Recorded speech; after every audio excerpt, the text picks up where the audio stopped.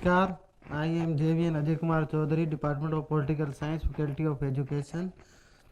आज जो हमारा टॉपिक है चर्चा का वो है स्विट्जरलैंड के संविधान की विशेषताएं। स्विट्जरलैंड दुनिया में सबसे सुंदर देश माना जाता है और जो स्विट्जरलैंड है वहाँ प्रत्यक्ष लोकतंत्र का घर माना जाता है। स्विट्जरलैंड की जो शासन व्यवस्था है वो दुनिया में सबसे अलग है और इस तरह की जो शासन व्यवस्था है वो कहीं नहीं मिलती।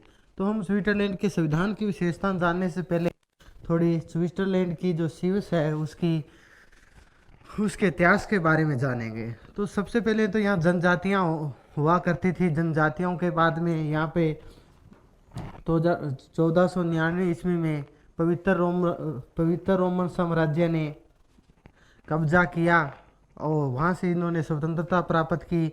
उसके बाद में 1648 ईस्वी में वेस्टफोलिया की संधि से स्विट्जरलैंड ने तटस्थता और संप्रभुता को अंतर्राष्ट्रीय मान्यता मिली। तो 1648 ईस्वी में पूर्ण तौर पर स्विट्जरलैंड स्वतंत्र हो गया और 1798 ईस्वी में यहाँ पे नेपोलियन ने कब्जा कर लिया और उसने इसको नाम दिया हेलवेटिक गणराज्य के रूप में।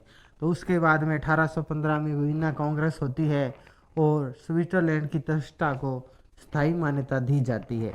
और फिर 1848 में 1848 ईस्वी में जो स्विस है वो अपना संविधान बनाता है और संविधान बना के लागू करता है, जिससे जो वर्तमान में जो स्विस देश है वो रूप में आता है।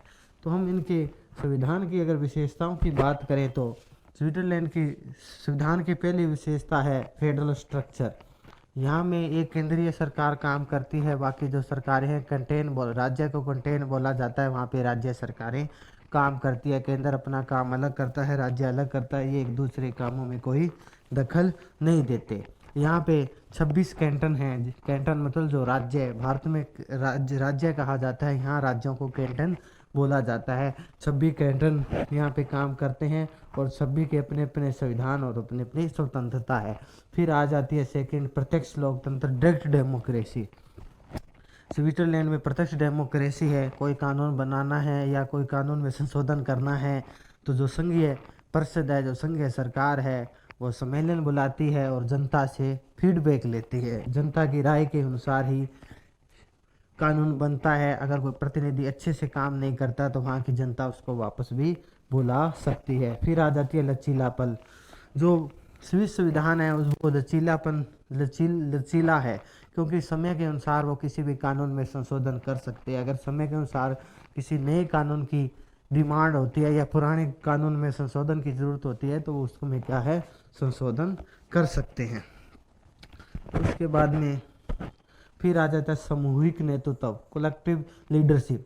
यहाँ पे जो संघीय प्रसिद्ध है या कार्यपालिका है वो 7 लोगों से मिलकर बनती है। 7 लोग उसमें शासन करते हैं और 7 लोग अलग अलग पार्टी के होते हैं और 7 में से एक प्रेसिडेंट होता है जिसकी नियुक्ति 1 साल के लिए होती है, पर उसकी शक्तियाँ बाकी लोगों की, बाकी मेंबरों की जितनी ही होती है वो एक नाम मात्र का मुखी होता है। फिर उसके बाद में आ जाता है कलेक्टिव सुप्रीम कॉन्स्टिट्यूशन।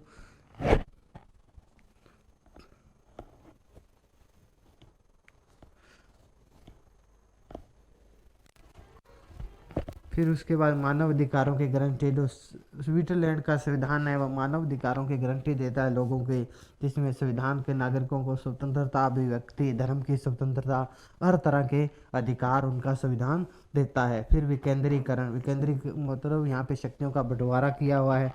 शासन में विकेंद्रीकरण, कैंटन अपने काम करते हैं, नगर पालिकाएँ अपना काम करते हैं, उनको अलग अलग तरह की शक्तियाँ मिली हुई है।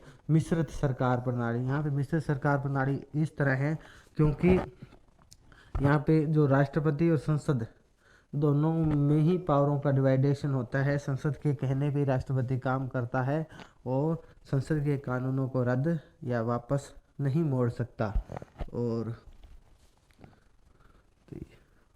और जब हम स्विट्जरलैंड के संविधान की बात करेंगे तो ये दुनिया में विलक्षण संविधान है, जहाँ पे प्रत्यक्ष लोकतंत्र है, लोगों को ज़्यादा महत्व दिया गया है, लोगों को ध्यान में रखते हुए कानून बनाए गए हैं और समय के अनुसार उसमें बदलाव भी किया जाता है।